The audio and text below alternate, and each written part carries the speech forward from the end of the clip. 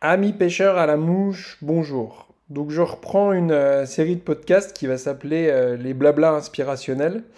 Alors pourquoi ce nom? Parce que c'est super intéressant, parce que sur les exemples de podcasts que j'ai mis, il y a toujours 10 personnes qui disent que c'est du blabla et 90 qui adorent ça. Alors comment je le vois, hein, j'ai un outil de mesure très simple, c'est les commandes sur le site en fonction des vidéos que je sors. Et c'est très représentatif de l'humanité. Il y en a toujours 1 sur 10 en fait qui va démotiver tout le monde et qui sert à rien. Donc moi je prends les devants et je transforme toujours le négatif en positif. Et j'appelle ça directement du blabla inspirationnel. Comme ça en fait ceux qui n'ont pas la fibre et la capacité d'évoluer dans leur pêche à la mouche juste avec des paroles, bah, faites ce que vous voulez, allez voir des actions de pêche, chacun fait comme il veut, mais au moins, comme ça, je peux parler directement aux gens intéressés qui écoutent ça dans leur voiture, qui écoutent ça en bossant, et surtout qui ont compris qu'on peut être inspiré par des paroles et qu'il n'y a pas forcément besoin d'action de pêche. En tout cas, vous en trouverez plus beaucoup chez moi de l'action de pêche, parce que moi, je suis un monteur de mouches, et je sais faire le lien des mouches à la rivière. Et rien que ce que je vous donne en parole, ça peut vraiment vous changer votre pêche en nymphe. Donc merci aux 90% à qui ça plaît. Et les autres, je vous comprends totalement. Si vous avez besoin de béquilles et d'images en action de pêche, bah, allez voir sur Google, il y a plein de choses disponibles. Donc le premier blabla inspirationnel que je vais vous faire et qui va vous aider beaucoup dans votre pêche, bah, du coup au streamer, hein, c'est un sujet que j'aborde assez rarement. Parce qu'en fait, le streamer, on a déjà l'approche quand on est, vous qui me suivez, nympheur passionné, avec de la dérive, avec comme la pêche en sèche, un peu des actions de fouettage. C'est vraiment bananer à outrance des trucs, bananer, ramener. Et moi, je déteste ça. Par exemple, je trouve ça magnifique le brochet à la mouche, mais faire 1000 lancers pour ramener un poisson, ça me plaît pas du tout. Et en fait, cette saison, j'ai dû, par la force des choses, passer au streamer en nymphe à vue, enfin, pêche au streamer à vue. Et je vais vous expliquer pourquoi, parce que c'est vraiment une niche de pêche qui est super intéressante et des fois, on n'a pas le choix. Donc c'est pour ça qu'on commence par la première partie, quand pêcher au streamer à vue. Comme d'habitude, je vous reprends mon expérience pour vous expliquer comment j'utilise mes mouches. Alors pourquoi moi j'étais acculé à mes limites et que j'ai dû passer au streamer à vue? Bah, les dernières années, de plus en plus, quand on passe la folie, entre guillemets, et l'explosion d'insectes du printemps, je fais un euphémisme bien sûr, je rigole, donc passe la mouche de mai pour le peu de mouche de mai qu'il y a, et ben on est sur une retombée du régime, on connaît, passer le mois de mai, grosse chaleur, jusqu'à septembre, il y a quasiment peu de poissons qui bougent, et là je pousse même le poisson plus loin. Déjà qu'en sèche ça gobait plus, mais maintenant en nymphe on est sur des poissons qui attendent la bouffe en fait, tellement il n'y a plus d'éclosion. Donc de plus en plus je me suis retrouvé confronté à des rivières sans éclosion, et puis c'est pas forcément dans toutes les rivières que les truites sont des fouineuses. Voilà, moi je vais pêcher, je vous le dis, des rivières de talus, par exemple dans la Meuse, dans le 55, et c'est pas forcément des truites qui sont des fouineuses comme vous allez voir sur la Bienne ou sur la Sorgue, parce que des fois elles vont se bouffer une écrevisse ou un chabot et elles sont juste en attente. Donc vous me voyez venir avec mes gros sabots. Pourquoi j'ai dû passer au streamer à vue? Parce que passé le mois de mai, eh ben, j'étais confronté à des rivières au point mort, en fait, ni en bon état ni en mauvais état. Et encore, il y a eu un peu d'eau cette année. Mais j'étais face que à des poissons, en fait, pas des dormeuses, mais des poissons en attente, en fait. Des poissons carrément en attente que bah, on va se déplacer pour une grosse bouchée au final, parce que je les ai beaucoup provoqués en nymphes. Et à un moment, elles se déplaçaient même plus pour les nymphes parce qu'elles étaient en attente. Donc je me suis dit, bah tiens, et ça c'est beaucoup Yannick Jouan qui m'a appris ça, parce que Yannick il pêche beaucoup au streamer. Voir l'épisode La cabane du pêcheur avec Yannick Jouan. Par contre, c'est Nolin qui m'a vraiment appris à pêcher au streamer à vue avec une certaine dose d'inerte, un peu effet poisson mort. Donc du coup, j'ai revu mes compétences et je suis allé chercher dans ce que je sais faire sur les mouches pour aller faire un streamer qui pêche au streamer à vue. Donc vous avez bien compris que je pêche au streamer à vue bah, quand les truites en fait sont pas sur des insectes ou qu'elles sont en attente et puis qu'il faut jouer un peu sur le comportement, comment dire, un peu carnivore, reptilien, en mode crocodile, qui va attaquer, voire détruire un truc qui l'emmerde à proximité. Donc ça, maintenant, ça peut aller des périodes qui vont de mai à septembre. S'il n'y a pas d'éclosion, s'il n'y a pas de niveau d'eau qui bouge, s'il n'y a pas d'humidité, les truites, elles sont en attente, quoi. Elles vont pas aller dépenser de l'énergie pour aller trouver un gamard en bordure, quoi. Voilà un peu sur la temporalité quand je pêche au stream à vue. Et tout ce que je vous dis là, vous pouvez l'appliquer sur la pêche sur les Véronnais, bien sûr, mais là c'est beaucoup plus facile entre guillemets, puisque elles sont sur les verrons. Vous les verrez plus facilement, mais c'est pas pour ça que vous allez à chaque fois les prendre sur des verrons. Voir l'épisode Le Love du Moucheur avec Cédric Nolin, il explique ça beaucoup mieux que moi. Donc voilà pour la première partie sur quand pêcher au streamer à vue. Donc si je vous fais le truc à l'inverse, bien sûr en pleine éclosion de mouche de mai ou une truite qui se roule dans un banc de gamard, l'attaquer au streamer, c'est peut-être pas l'idée. Quoique, elle prendra peut-être, hein. Comme nous a dit Daniel Rojon dans le dernier épisode de Paroles de Moucheur, quand elles sont la tête dans les gamards sur les rivières d'Ain, lui il pêche avec autre chose parce que tout le monde les pêche au gamard. Voilà, c'est comme au poker, hein, toutes les approches sont possibles. Après, voilà, moi j'aime bien être en accord avec la nature. Bon, quand elles se roulent dans des gamards, je suis content de les prendre sur un gamard réaliste. Et puis du coup, quand elles sont en attente, vous voyez des poissons postés qui font rien, qui respirent tranquillement, et pourquoi pas les déclencher au streamer. Mais justement, on va attaquer la deuxième partie sur la réelle différence entre la pêche au streamer à vue et la pêche au streamer à distance, qui n'a rien à voir du tout. Sur l'approche de pêche, sur le matos et sur la construction des mouches, c'est deux mondes différents, et c'est ce que je vous explique dans cette deuxième partie. On part tous du principe que pêche au streamer égale une 9 pièces watt 6 comme en réservoir ou en lac, et on banane, on lance, on ramène un gros streamer en lapin, bien lourd, bien gros, avec des grosses queues en lapin qui sont, vous allez voir, très raides comparé à ce que je vais vous proposer. Alors que là, je vous replace dans mon contexte de pêche à vue en rivière. On est sur des grosses truites fario éduquées qui, bien souvent, sur les classiques que je vous ressors comme bienne, sorgue, touvre, loup, doux, mange à l'étiage au mois de juillet des nymphes en 18, voire si c'est pas 20.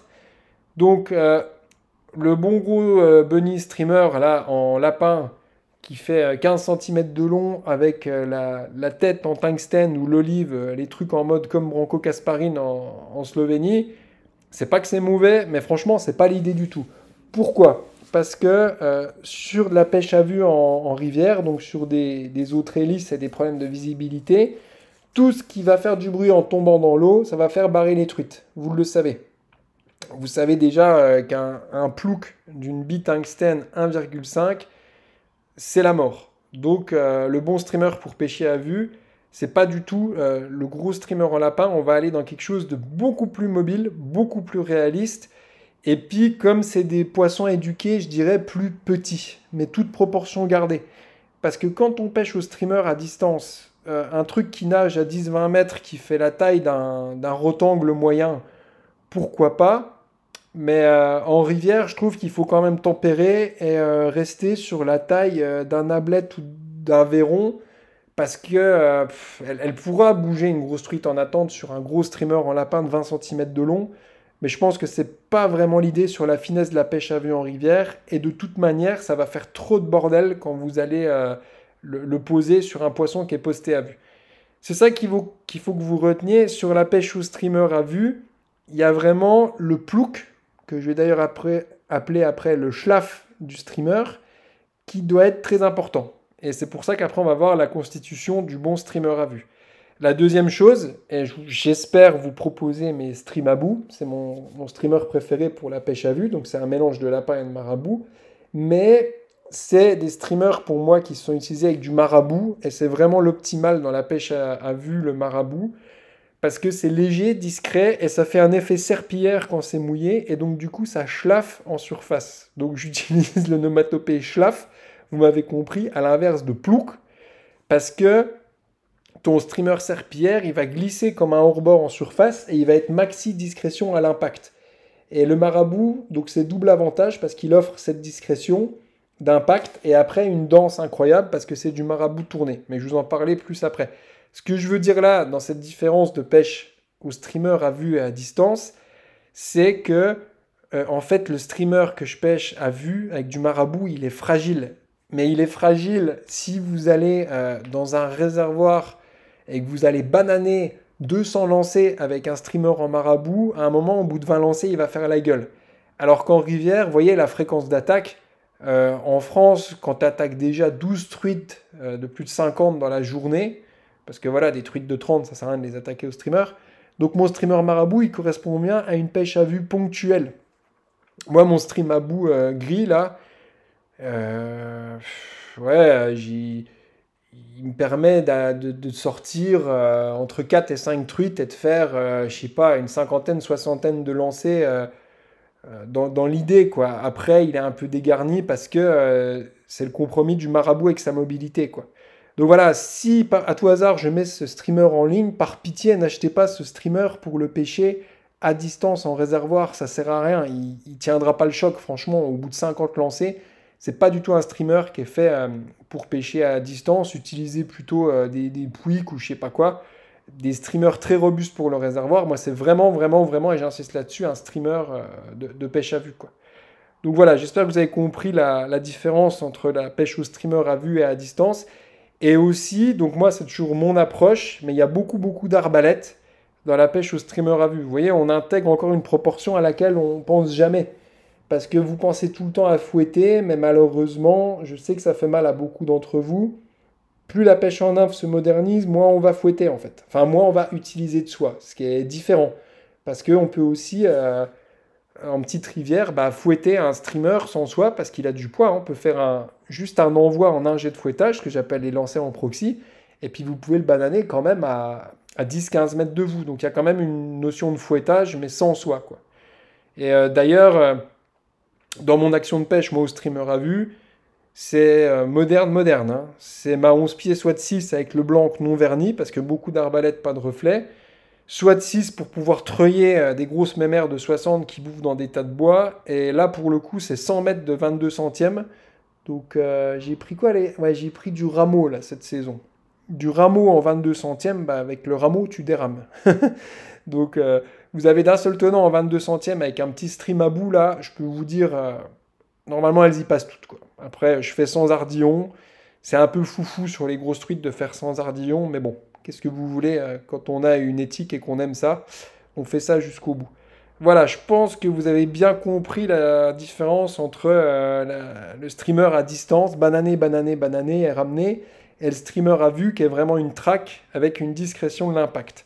Et c'est justement cette thématique de la discrétion de l'impact qui nous amène aux caractéristiques du bon streamer pour pêcher à vue, donc la troisième partie. Le bon streamer pour pêcher à vue, eh ben, c'est seulement après 10 ans de montage que je le découvre, parce que j'ai déjà dû découvrir la technique, parce que et je suis con les dernières années de ne pas être passé plus vite au streamer sur des poissons en attente, puisque les insectes se font de moins en moins entre juin et septembre. Et du coup, pour moi, de la technique du temps passé à la rivière découle toujours la mouche. Et je me renseigne toujours auprès de mes maîtres. Notamment mes références, c'est souvent Yannick Jouan et Cédric. Parce que Cédric, il a beaucoup, beaucoup de vécu. Cédric, c'est pas le meilleur monteur que je connaisse, mais il a un avis très critique et très tranché, et il est aussi minimaliste comme moi sur les matériaux. Et Yannick Jouan, lui, il pêche beaucoup au streamer. Donc, il a surtout des streamers en lamproie, il pêche beaucoup le brochet au streamer, donc il a quand même une connaissance élargie du streamer. Et on en est venu à la conclusion que le top du top, c'est lapin plus marabout, parce que de la bandelette de lapin tout seul, c'est trop raide. Sur des petites tailles comme ça, de la taille d'une ablette comme mon stream à bout, une bandelette de lapin, c'est trop raide. Par contre, sur un gros streamer qui fait 15 cm de long, le lapin, il prend en élasticité. Vous voyez la nuance? Et du marabout tout seul, j'ai essayé au début, mais c'est fantomatique en fait. Juste un marabout tourné tout seul, dans l'eau, en fait, il perd son opacité, quoi. Donc le marabout, il est très bien pour le volume de nage et le fait qu'il brasse en légèreté une jupe mais il lui faut du lapin en complément, enfin selon moi. Je vous donne ma recette comme d'habitude. Donc c'est très bien, lapin et marabout, vous essayez ça, tac, vous allez au bord de l'eau. Sauf que ces matériaux sont tellement fins, poils de lapin et poils de marabout, et ils gardent tellement d'air qu'en fait, votre streamer il flotte. Alors ça peut être intéressant dans des flaques, mais il faut toujours mouiller son streamer pour pêcher à vue et bien le mouiller qu'il soit pompé en eau. Donc en fait, moi sur mon hameçon du 8 droit sans ardillon, j'ai dû équilibrer cette coule et j'ai fait plusieurs essais hein, avec des billes de 2, 3 ou 4 tungstène et je me suis arrêté à une bille de 3 tungstène pour équilibrer la coule parfaite sur les petites rivières que je pêche dans des départements comme la Meuse, la Haute-Marne, où les truites se tiennent dans pas forcément beaucoup de profondeur. Donc moi, une bite 3, ça me va bien. Et du coup, je reviens sur le truc capital de ce podcast sur le streamer à vue. Le streamer, il faut qu'il schlaffe, il faut pas qu'il plouque. Surtout que les dernières années, les truites, l'impact des billes tungstène, je ne sais pas si vous vous rendez compte, le tungstène, c'est le matériau le plus dense de la Terre. Donc quand une bille tungstène avec une mouche lisse comme une céramique, elle bloque, mais elle bloque un truc de dingue, quoi. Dans l'eau, ça fait un putain d'impact, et ça, les truites, elles détestent ça.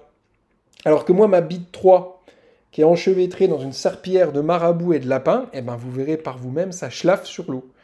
Et c'est du gros délire, parce qu'en fait, quand les truites, elles sont postées à vue, eh ben, ça fait vraiment un hors-bord qui arrive sur l'eau, voire presque comme une feuille qui tombe. Donc bien sûr, vous n'allez jamais arbaléter sur le casque de la truite. On va parler de l'action de pêche après. Mais voilà, la caractéristique du bon streamer de pêche à vue, je dirais qu'il est sobre, super mobile. Il doit être vraiment mobile de dingue parce qu'il doit même tressailler dans l'eau tout seul ou il doit bouger à la descente, d'où le marabout. Et puis justement équilibré, quoi. En rivière, il y a toujours une notion de lestage, mais franchement, avec une bite 3 tungstène, c'est quand même assez passe-partout, quoi. Après, il déglingue aussi en réservoir, du coup. Mais en réservoir, en pêche à vue. Quand vous faites les bordures en réservoir, le stream à bout, là, non mais la jupe en marabout, c'est juste, c'est un délire, quoi. Je pense que je vous ai résumé toutes les caractéristiques du bon streamer de pêche à vue. Et puis sur la taille, moi j'ai du mal, hein. Il y en a qui le font, mais voilà, un hameçon taille 8 avec une jupe en marabout, une petite bandelette de lapin. Moi franchement, on est sur la taille d'une ablette. Ah oui, et la chose que je vous ai pas dit, c'est que on trouve de plus en plus de truites parmi les poissons blancs, parce que un peu réchauffement des rivières, donc et les grosses truites adorent bouffer du petit chefenne, de la petite perche, du petit goujon, de la petite grémie, de la petite vandoise. Donc c'est typiquement pour ça que j'utilise un petit streamer gris en fait. Souvent on fait des trucs bariolés avec des taches rouges de verron, olive, machin. Bah moi je suis plus passé au petit streamer poisson blanc. Voilà pour les caractéristiques du streamer pêché à vue. Et maintenant, on passe à la dernière partie sur l'action de pêche au streamer à vue. Dans mon cas, comme vous savez que je suis un cas spécifique qui ne pêche qu'à l'arbalète avec une 11 pieds, bah c'est une action de pêche au streamer à vue à l'arbalète. Et une fois de plus, testez une fois dans votre vie une 11 pieds à l'arbalète, sortez une bannière de dingue et vous verrez à quelle distance vous allez. Mais franchement, quand on pêche à vue, sauf si on veut vraiment aller loin sur des gravières, mais en général, quand on pêche des talus à vue dans toutes les rivières du monde, mais une 11 pieds, 3,33 m plus une bannière de 3,33 m, franchement, vous arbalétez à 6-7 mètres de vous, voire plus avec un peu de ressort. Franchement, à 7 mètres de vous sur les petites rivières, voilà, vous pouvez atteindre sous les frondaisons. Enfin, franchement, il y a des coups top à faire à l'arbalète. Et je vous le répète, la moitié des coups de pêche à vue faits par tous les pêcheurs en France sont faits à l'arbalète. Et je le sais, je me suis renseigné. Donc voilà, il n'y a pas que la pêche à distance, il y a une pêche fantastique à faire à l'arbalète. Alors juste ce qui est capital dans l'action de pêche au streamer à vue, c'est surtout de l'avoir bien mouillé avant. Et franchement, je vous dis, ça prend 3 minutes. Si je vends mon stream à bout, vous verrez, ça vous prend 3 minutes de l'imbiber d'eau. Mais il faut qu'il soit imbibé de chez imbibé, hein. La moindre bulle d'air, ça le fait flotter, quoi. Donc une fois qu'il est bien imbibé, et surtout vous l'aurez imbibé en cours de route, si vous avez marché une demi-heure de la rivière, vous n'avez rien attaqué, il faut le remouiller en cours de route, il faut tout le temps qu'il soit humide. Donc vous le mouillez bien. Et c'est comme avec les nymphes, il faut que vous soyez conscient de la coule de votre streamer. Je vous casse tout le temps la tête avec connaître vos lestages, regardez vos nymphes comme elles coulent dans l'eau. Franchement, après 10 ans de nymph évolution, j'ai qu'une phrase à vous dire, regardez vos nymphes comme elles coulent dans l'eau. Même si vous pêchez que au fil dans des eaux sombres, prenez une CC1, une CC2, une CC3, regardez-les couler dans l'eau. Ça, c'est le pilier, quoi. Donc le streamer, c'est pareil. Il faut que vous voyez comment il coule pour pouvoir, toujours pareil, estimer comment il va plonger pour arriver à quel niveau sur la truite. Donc toujours arbalété, moi je fais toujours loin de la truite pour pouvoir lui emmener devant elle. Et l'idée, en fait, c'est le petit poisson en loose day, là, qui est perdu, un espèce de chêne qui s'est fait à moitié croquer par un brochet, qui est en galère, qui tressaille près du fond. Et je peux vous dire, là, vous prenez des attaques, c'est ça qui est incroyable sur le streamer à vue. Ouais, putain, elle relâche le côté carnivore. Donc, quand on a l'habitude de pêcher en nymphe et en sèche, là, on voit les truites sous un autre angle, quoi. C'est des carnes, c'est vraiment des bestioles qui sont capables d'ouvrir un four en un quart de seconde et d'engloutir ça comme des kraken, quoi. Moi, j'ai des actions dingues qui me restent en tête. Voilà. Et puis, bien souvent, vous allez chercher les grosses. Donc, non, ça fait des actions de fou, quoi. Et ça fait souvent ce que je dis, l'effet spaghetti, quand vous pêchez avec un streamer avec un peu de marabout, vous voyez comme un spaghetti qui rentre dans la gueule de la truite. Et ce qui est top, top, top dans la pêche au streamer à vue, c'est que comme on joue sur l'instinct carnivore des truites, vous pouvez monter lourdingue en nylon et vous avez les pleins pouvoirs, quoi. Donc en 22 centièmes, même dans des rivières encombrées, souvent il faut descendre petit en nylon sur des nymphes et des sèches. Et là, le streamer, vous mettez un putain de bon 22 centièmes. Moi, l'année prochaine, je me prends le nylon Rio, là, je vais même monter en 24 centièmes avec hameçon fort de fer. Franchement, je vais être sans pitié.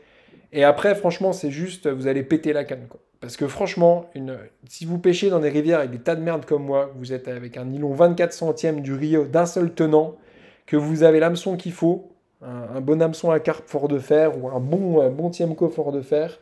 Après, c'est votre canne qui va plier jusqu'au trognon et il y a moyen de péter des cannes dans la méthode là parce que si vous bloquez au streamer à vue une 62 dans un tas de bois, si elle est en forme, franchement la canne elle va plier jusqu'au trognon et il y a moyen de péter des cannes. Je vous le dis honnêtement parce que là tu es en prise directe, donc tout le matos est équipé et il n'y a plus que la canne qui va en prendre plein la gueule.